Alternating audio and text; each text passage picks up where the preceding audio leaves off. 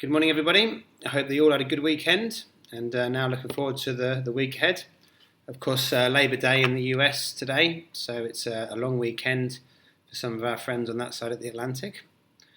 So if we look at what happened in the markets last week, we saw the markets move slightly positive again to counter the slightly negative week we had last week.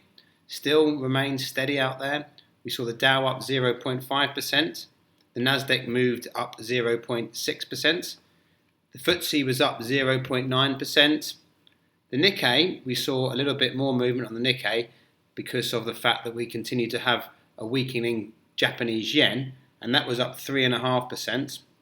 We saw Shanghai pretty much flat for the week, down 0.1%, and the DAX in Germany was up 0.9%.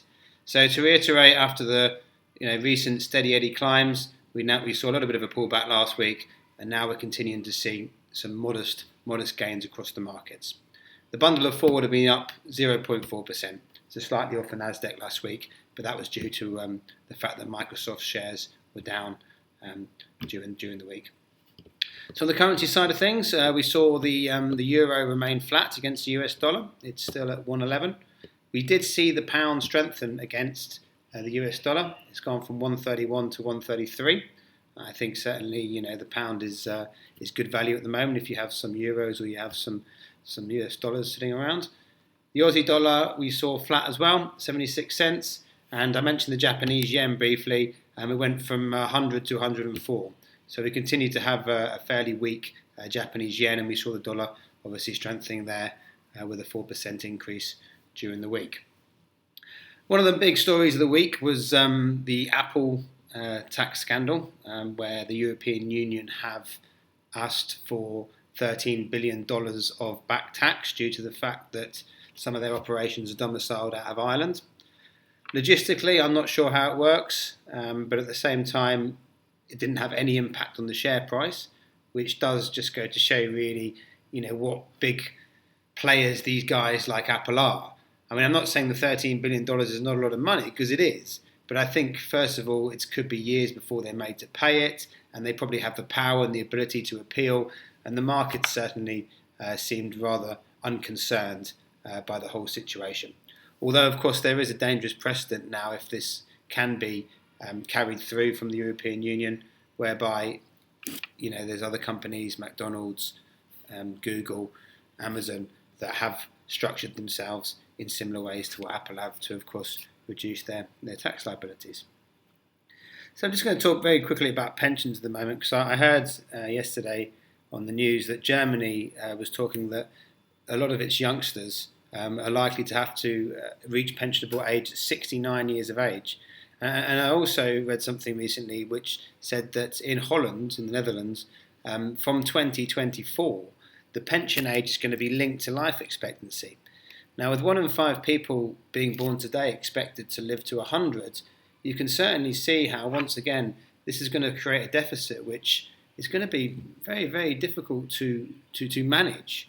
So, again, for those of you out there that don't have this organised, if you haven't got it in a self-invested pension scheme, if you're overseas and you're not invested in your QOPs, I can't urge you enough to get involved and get control of your pension money, because the more time goes on, the more likely it is that some of these schemes are just simply not sustainable.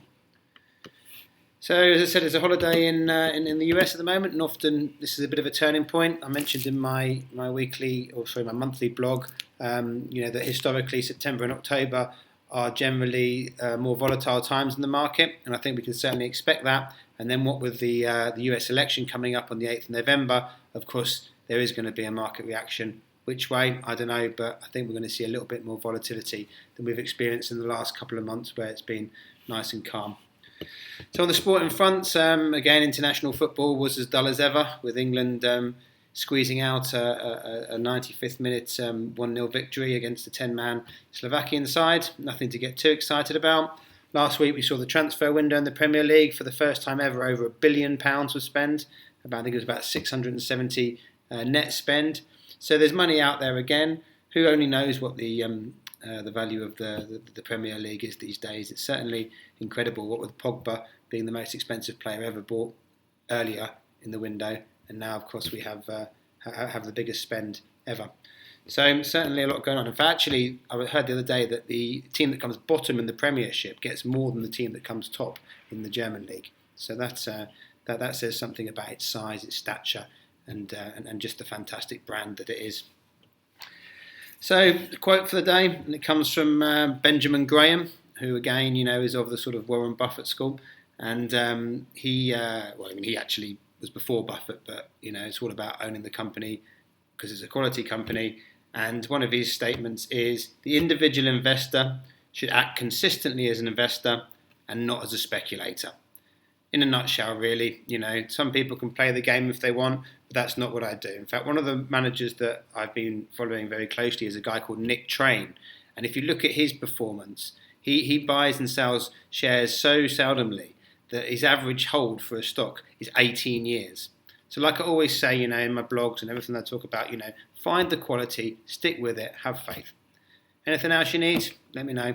Have a good week. Cheers, bye.